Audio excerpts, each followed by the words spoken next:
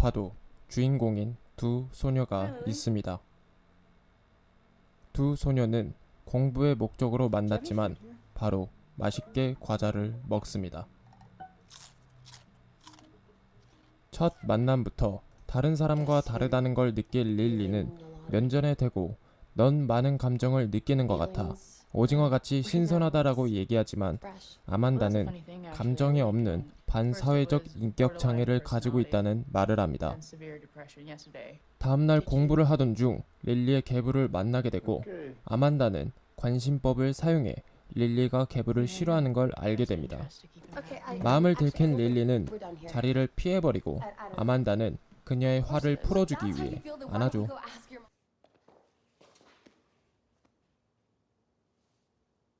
사탕을 잘못 삼킨 릴리. 가끔은 계부의 말에 토도 달아보고 반항도 해보지만 계부에 대한 적개심은 여전한 상태에서 아만다는 어떤 말을 하는데 계부를 죽일 생각은 해봤냐라는 말과 자신의 생각을 늘어놓지만 릴리 기준에서 살인은 절대 저지를 수 없는 일이라고 여겨 다신 보지 말자라는 식으로 돌려보냅니다. 며칠이 지나고 릴리는 비장하게 누군가를 찾아가는데 바로 엄마 마이콜이었습니다. 엄마한테 차를 빌려 한마 음악이 흐르는 홈파티에 갑니다. 그곳에서 초상권이 있는 한 남자를 만나게 되고 한 대 맞고 한마 음악과 퇴장합니다. 한편 집에 가려 하던 중 초상권이 있는 남자를 만납니다. 그 남자도 관심법을 사용할 줄 아는지 릴리의 마음을 꿰뚫어 봅니다.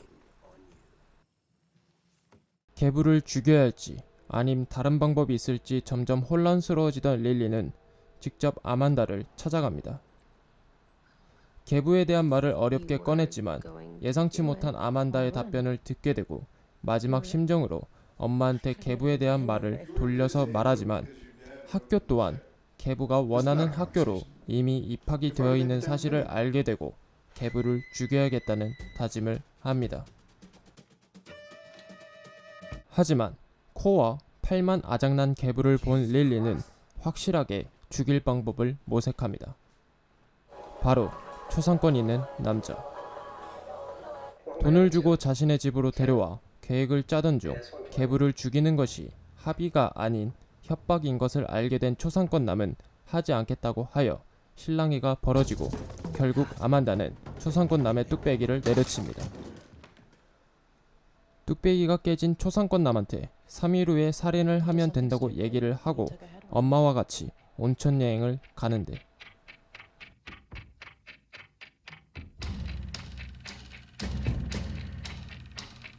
초상권남은 두려움을 이기지 못하고 도주를 하였고 릴리는 초상권남을 이용한 계획이 실패하자 대신 아만다에게 수면제를 먹여 죄를 뒤집어 씌우기로 생각합니다. 뒤늦게 사실을 고백하지만 아만다는 릴리를 위해 자신의 길을 선택하고 수면제를 먹고 잠이 든 사이 결국 범행을 저지른 뒤 영화는 끝이 나게 됩니다.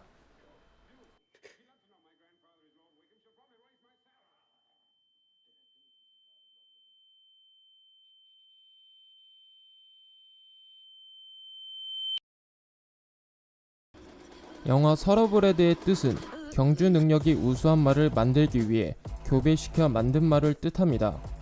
이 영화의 주인공들은 모두 겉과 속이 다르게 비추어집니다. 아만다는 감정이 없다는 이유로 사이코패스로 취급받지만 그녀가 한 행동과 말은 감정이 있는 사람처럼 여겨집니다. 팀 역시 마약상의 강간범이라는 이름을 달고 있지만 사실 겁쟁이에 불과합니다. 반면 자신을 위해서라면 타인을 주저없이 이용하고 희생시키는 릴리는 겉으론 정상적으로 보이지만 사실 가장 무시무시한 인물입니다. 그들의 꿈은 부자가 되는 것입니다. 릴리는 투자 분석을 공부하며 아만다는 스티브 잡스의 광팬이고 팀은 돈을 많이 버는 마약상이 되고자 합니다.